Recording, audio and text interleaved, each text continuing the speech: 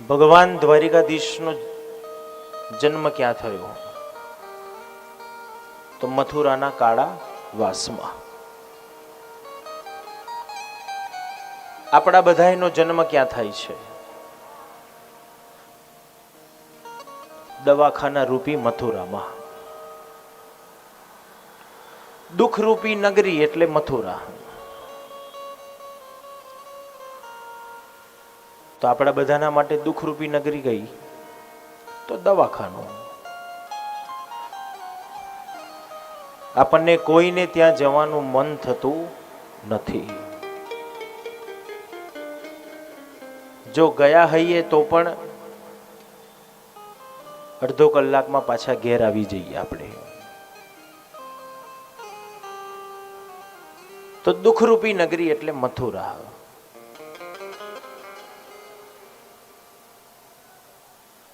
ભગવાનનો જ્યારે પ્રાદુર્ભાવ થયો એ સમયે લશ્કર સિપાહી હાથમાં તલવાર અને ભાલા લઈને ઊભા છે. આપણો જ્યારે જન્મ થાય છે ત્યારે નર્સો, કમ્પાઉન્ડરો હાથમાં અસ્ત્ર ચીપિયા લઈને ઊભા હોય છે.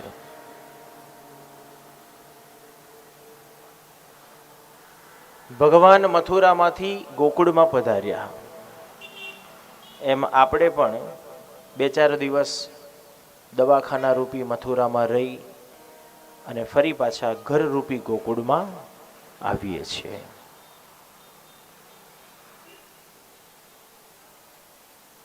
ભગવાન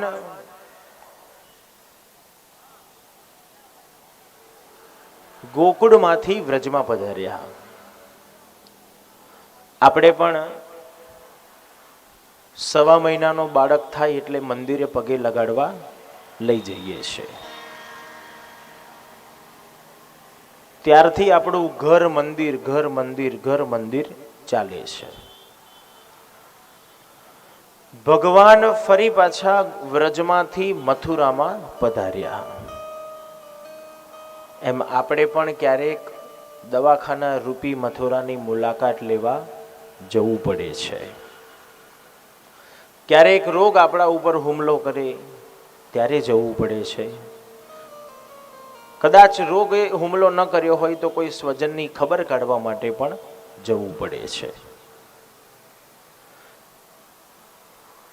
રોગ લાગ્યો હશે તો ડૉક્ટરની મદદ દ્વારા, દવાની મદદ દ્વારા રોગમાંથી મુક્ત થઈ અને ફરી પાછા તાજા બની અને ઘરરૂપી ગોકુળમાં આવીએ છીએ.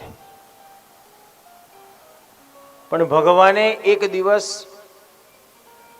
યુદ્ધ કરતા કરતા રણ છોડી દીધો.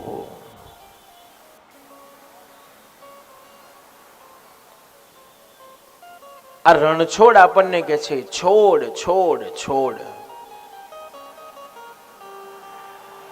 અહંકારને છોડ, ઈર્ષાને છોડ, રાગદ્વેષને છોડ, મારા તારાને છોડ, અભિમાનને છોડ. તો કેવો બની જઈશ? મારા જેવો દ્વારિકાધીશ જેવો મહાન બની જઈશ.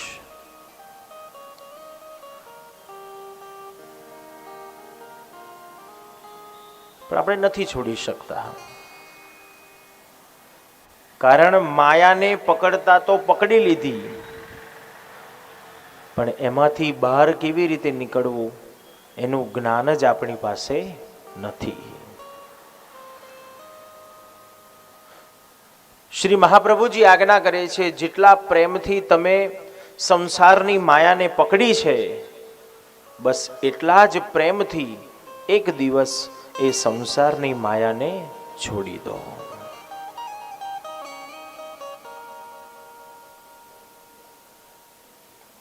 પણ પકડતા તો પકડી લીધી, પણ તકલીફ ક્યાં થાય છે? જ્યાં છોડવાનું થાય છે ત્યાં તકલીફ થાય છે. એ સમયે આપણાથી આ માયાને છોડાતી નથી. જ્ઞાનીઓએ તેથી દાન બતાવ્યું છે. ભાઈ દાન કરો. દાન એ એક પ્રકારનો ત્યાગ છે. આજે તમે 2-5 રૂપિયાનું દાન કર્યું હશે, કાલે તમને 10 રૂપિયાનું દાન કરવાની ઈચ્છા થશે.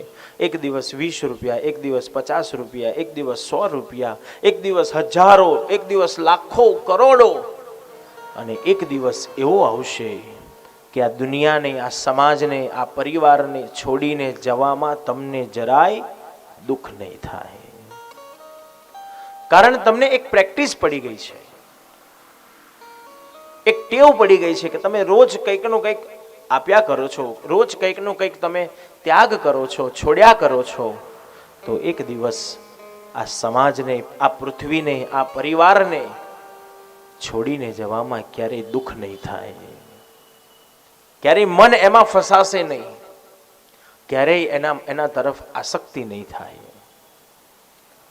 તેથી શાસ્ત્રકારોએ, આપણા ઋષિમુનિઓએ બહુ જ સમજી વિચારી અને પછી આપણને કાર્ય કરવાનું કહ્યું છે.